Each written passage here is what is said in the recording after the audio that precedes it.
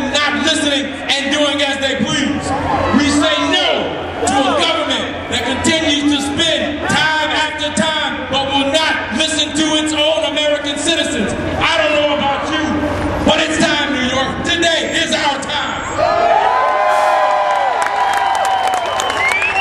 It's time to stand up. America, nationwide, city by city. Let's take back our country. Let's take back America!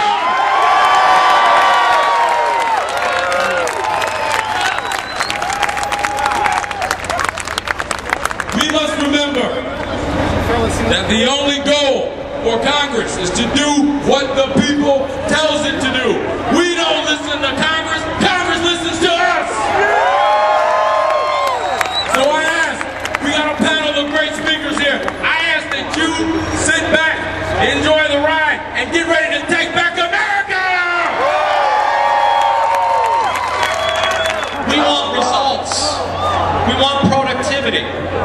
And if our elected officials won't provide results, then you let them know come next election day, they better be prepared to find a new line of work. Thank you for coming out today. I appreciate your time. God bless America and God bless all of you. Thanks again. Good night. Thank you, Richard Brownell. Now, I said earlier this is about you. Yes, you're here to hear the great speakers, but this is about the people of America. Until someone in Washington takes the frustrations of average Americans seriously and does something about it. I'm in it for the long haul. I know the people on this stage tonight are in it for the long haul. And I know all of you are in it for the long haul. So thanks for coming. But sometimes in the course of history, we are reminded of our civic duty to stand up, demand that our voices be heard, and remind those who serve in elected office that they work for us and not the reverse. Tonight, we answer that calling, because all is not well in our great nation right now. Our government is currently taking us down a path from which it will be difficult to return, and which will undermine the very fabric of our nation. That is because we're seeing a breakdown in the very principles that built America. I'm not just talking about big spending or massive deficits or the irresponsible policies of one political party. I'm not talking about Barack Obama or about Republicans or Democrats. I'm talking about something much more fundamental. The principles of individual responsibility, ingenuity, innovation, integrity, entrepreneurship, self-determination, and generosity. Generosity because you want to lift your neighbor, not because you're told you must. I'm talking about the quintessentially American ideal that you can become whatever you want to be without fear of the government telling you no.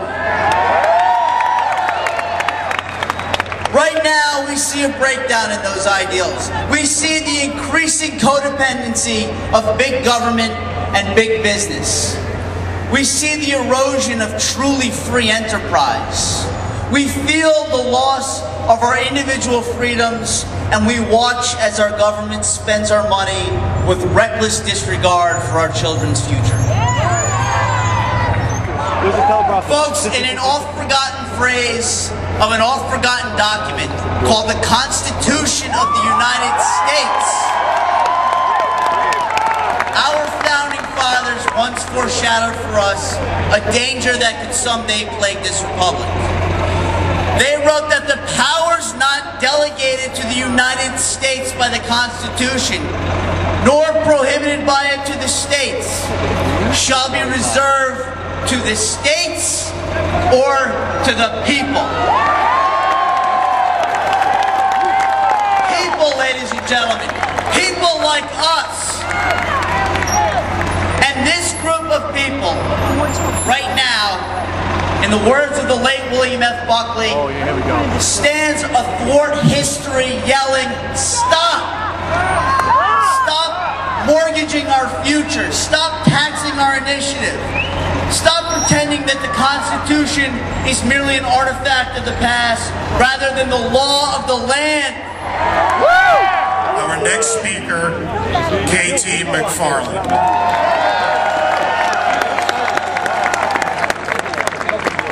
Do you guys want to know what you've just pulled off today?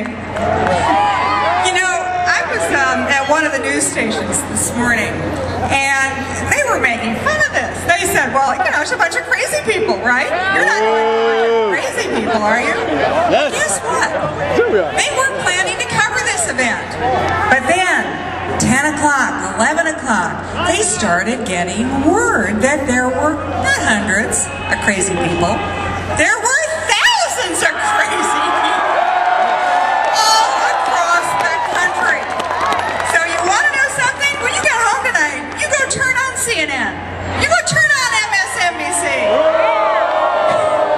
And then you may want to go turn on Fox.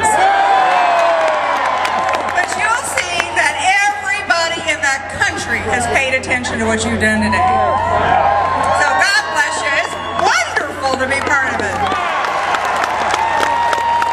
Friends, we've been told all day that this is a protest, and that's not true. We're not protesters, we're patriots. Everyone who's fought and died for that flag has fought for our ability to do this. This is our government, it's time we take it back.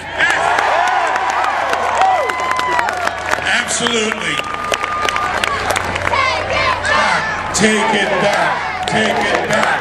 Take it back. Take it back. Take it back. Take it back. And that is exactly what we will do. Welcome to your revolution. 3 blocks down, welcome to your revolution. You know, I found out yesterday that I was one of those right-wing religious extremists that the Department of Homeland Security and Barack Obama are so afraid of. We're the enemy! But we know why. They're not afraid of us violence.